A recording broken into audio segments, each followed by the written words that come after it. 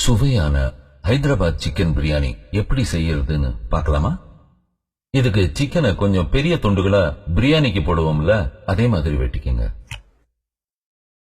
Chicken கூட பச்சை மிளகாய், புதினா, இஞ்சி பூண்டு விழுது, கொத்தமல்லி இலை,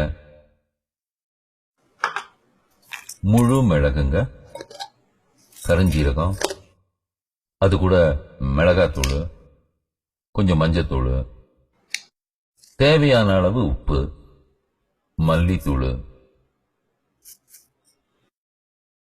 அதுக்கப்புறம் இந்த ஹோல் கரம் மசாலான்னு சொல்லுவோம்ல, பே லீஃப், மெஸ், பட்டை, கிராம்பு, ஏலக்காய், இது காட்டு ஏலக்காய், இதுவும் போட்டுக்கோங்க. அதுக்கு மேல பொரிச்ச வெங்காயத்தையும் போட்டுக்கோங்க.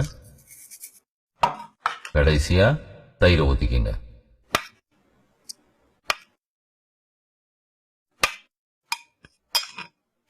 இதெல்லாம் நல்லா சேர்ற மாதிரி மிக்ஸ் பண்ணிக்கங்க.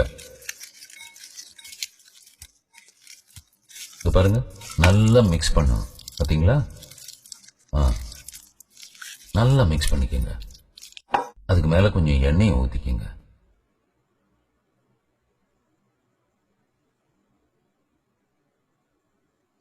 ஒரு ஸ்பூன் எடுத்துக்கோங்க.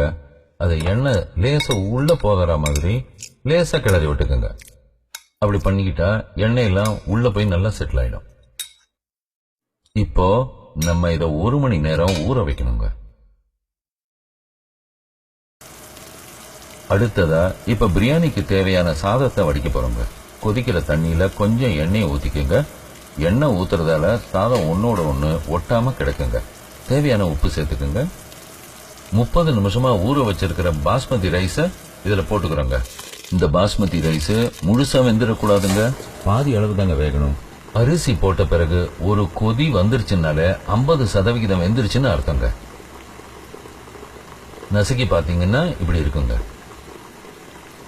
இத உடனே வடிச்சிடணுங்க, இல்லைன்னா அதிகமா வெந்துடும்.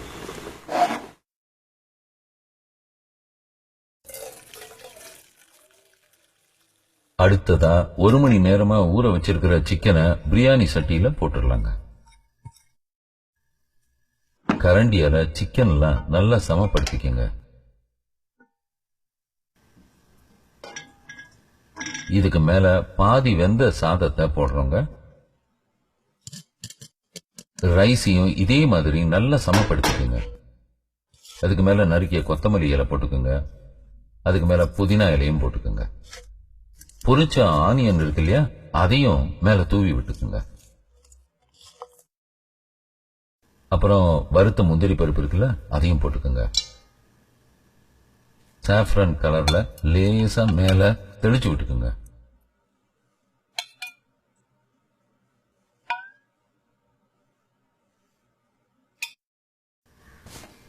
இப்போ பிரியாணி சட்டி மேல இது மாதிரி ஒரு டவலை போட்டு அதுக்கு மேல மூடிய வச்சு மூடுறதால தம் போடும்போது சரியா வேகுங்க.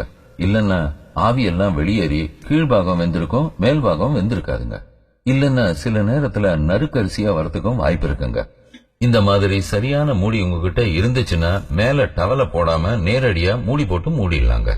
ஆனா இந்த மூடி நல்லா டைட்டா இருக்கணுங்க. இப்ப நம்ம ஸ்டவ் ஆன் பண்ணிடலாங்க. இத ஹை ஃபிளேம்ல 5 நிமிஷம் வேக வைக்கிறோங்க. அடுத்த 10 நிமிஷம் மீடியம் ஃபிளேம்ல வேக வைக்கிறோங்க. கடைசி 10 நிமிஷம் சிம்மர்ல வேக வச்சிட்டோம்னா உங்க பிரியாணி ரெடிங்க.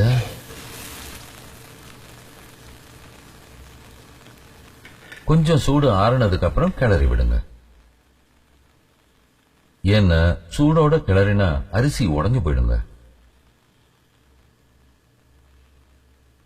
இப்போ உங்க ஹைதராபாத் சிக்கன் பிரியாணி ரெடிங்க.